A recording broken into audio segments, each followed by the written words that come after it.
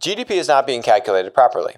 Inflation is not being calculated properly. There's no standard accounting procedure. This is a problem, people. Let's continue on the GMV trend. We were looking yesterday at the eMarketer research on e-commerce market share. It's wrong. It doesn't factor in GMV data properly.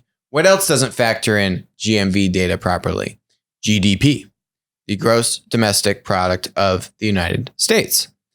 This is a problem, people, because this is how we make monetary decisions. This is how the Fed is supposed to make decisions on, cutting interest rates, raising interest rates, looking at inflation.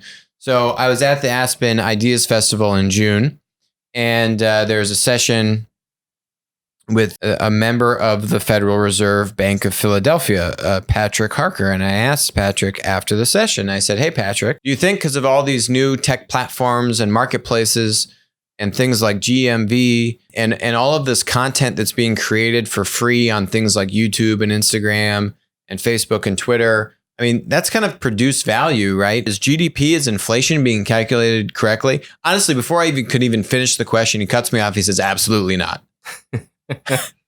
It's like, oh, okay. I guess we agree. GDP is not being calculated properly. Inflation is not being calculated properly.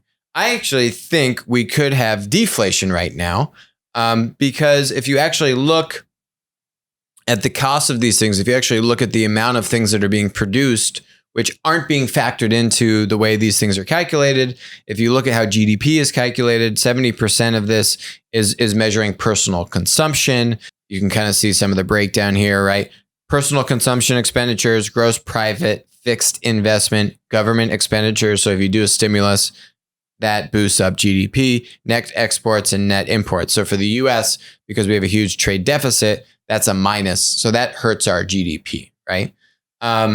So the question here is, it seems to me like our GDP is actually understated in the sense that if we look at this concept of GMV, it's not being measured.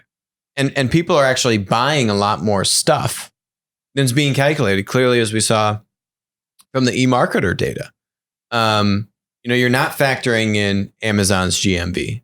That was $40 or $50 billion. You're not factoring in eBay's GMV. I think that was like $50 or $60 billion. I mean, these are real numbers. That's just two companies. Well, the other place where this would show up is if you looked at platforms that don't necessarily have a monetary transaction. So what is the economic value of Google search beyond what they monetize?